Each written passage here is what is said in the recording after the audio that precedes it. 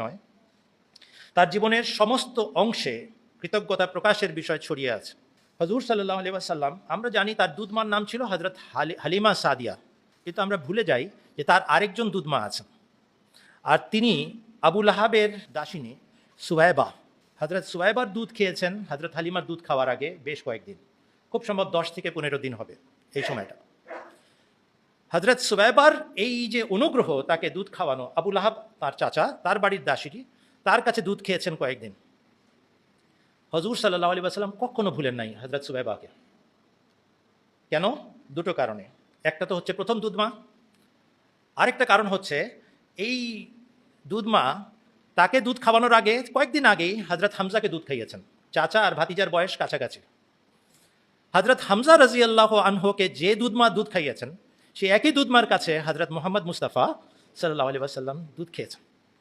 এই জন্য হজরত হামজার মৃত্যুতে হুজুর সাল্লাল্লাহু আলাইহি ওয়াসাল্লাম সবচেয়ে বেশি কষ্ট পেয়েছেন। ওহদের প্রান্তরে হজরত হামজার লাশকে দেখে হুজুর সাল্লাল্লাহু আলাইহি ওয়াসাল্লাম কেঁদেছেন, এবং বলা হয় কমপক্ষে 7 বার তার জানাজা পড়েছে। অর্থাৎ 10 জন করে সাহাবীর লাশ সামনে এসেছে, এবং হজরত হামজার লাশ সরানো হয়নি। তো সেই হিসাবে 7 বার, 70 জনের শাহাদাত, 7 বার তার জানাজা পড়েছেন। ইচ্ছা করে সাহাবীরা এই লাশ সরান নাই হজরত হামজার, যেটাকে বিকৃত করেছিল কাফেররা এবং